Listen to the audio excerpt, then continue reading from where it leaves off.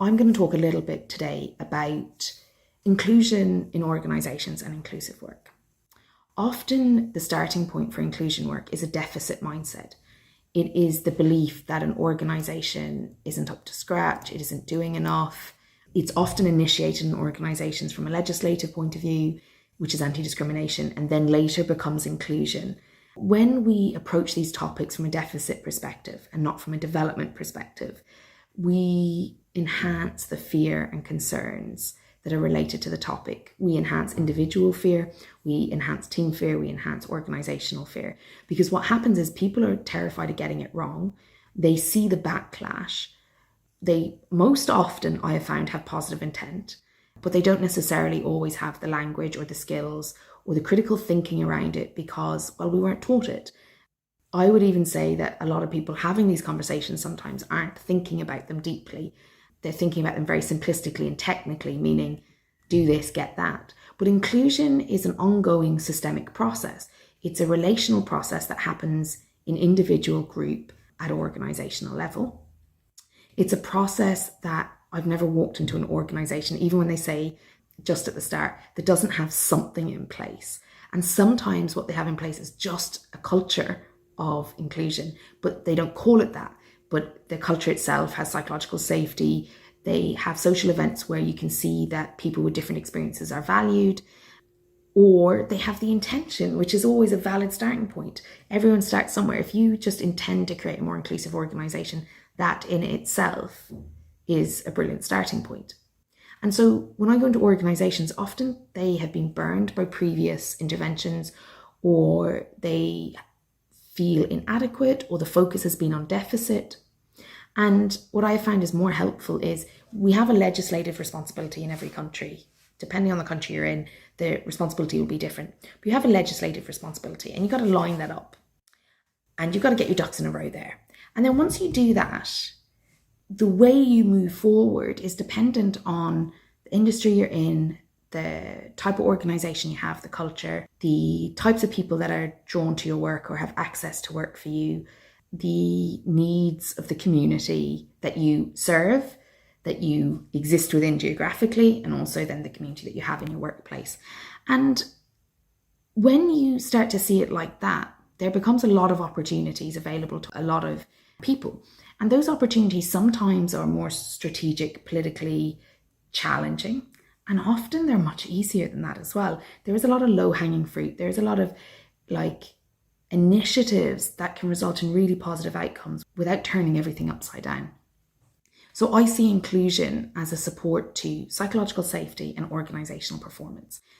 The process of creating a more inclusive organisation isn't the outcome you're aiming for. Creating a more inclusive organisation is about creating a high-performing organisation that has enough psychological safety for the people involved in the organisation to thrive and produce great outcomes, stay on task, get the thing done, do it well. And it's not about ticking a box. It's really not about legislation. Legislation isn't really inclusive. It's mostly, we legislate for anti-discrimination. Most of the time, inclusion is a social process with some structural supports or political positioning to support it. The other thing that can happen is organisations can be fearful about having these conversations because if they do, it might open a can of worms. Most organisations are afraid of this can of worms. What I have found is that most of the time, if you allow space for people to share what they're challenged by, what they're struggling with around inclusion, and you get those same people to support you in making the decisions around inclusion, that can of worms does get resolved. Because the people with the can of worms who are fed up with people squashing them down and not opening them become part of the solution. Whereas when you position it that you're fearful of a can of worms, they stay as opposition to you in your mind. And you're not really inclusive even in the solution. So what I have found is the most inclusive way to create inclusion is to create employee processes in which, using a dialogic organisational development lens, in which you engage the very people who are responsible for the outcome, who will benefit from the outcome, to be part of solving the challenges. And the process itself to create an inclusive organisation that I'm talking about, that facilitated process, that dialogic process, actually in and of itself is an intervention where people start to feel more aligned with the organisation and more included, because even the process of creating more inclusion is inclusive. And so sometimes people think we've got to do all these things and fix them for the employees. And they don't think about including the employees in the process. And that's where these splits happen in organisations and these separations. And really, it doesn't have to be so hard. We can create an inclusive organisation that doesn't discriminate by appreciating what's there and what's working, by looking at what isn't and creating a plan for addressing it, and by involving people in the process. And when we do this, we're not starting from a deficit point of view, we're actually starting from a strengths point of view, because what we're saying is, we know we need to work on things. This is our opportunity to develop.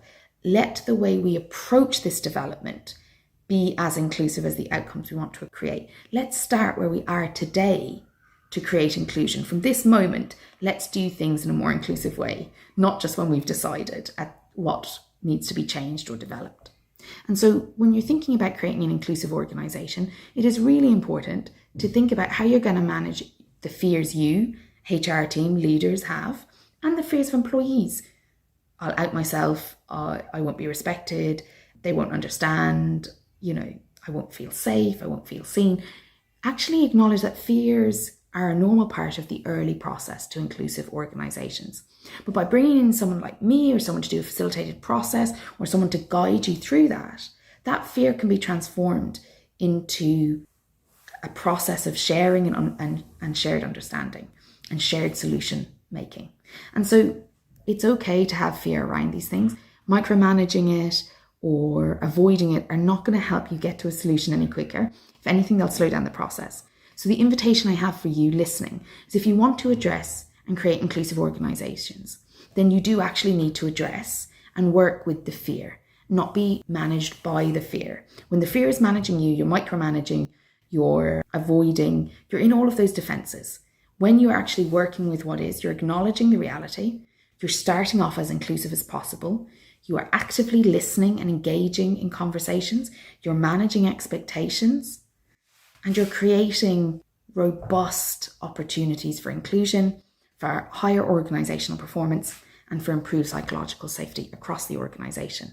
So inclusion is not the goal. Inclusion is the process that helps you get to all your goals. And fear is a normal part of that process. If you'd like any support with your organisation, whether it's shadow consulting, where I come in and support your HR team or your leaders privately, or whether it's overtly where you bring me in to facilitate a process or to support inclusive recommendations, then you can email me at SILE, that's Sheila in Irish, at SILEWALSH.com. You'll find links to my socials below and also to my email address. You can also go on and read some articles that I've written about the topic, and you can reach out to me if you have any questions about your own process, and maybe you've already started one and you're a little bit stuck. You can pop me an email and we can have a chat. I look forward to speaking to you. Thank you for listening to this episode.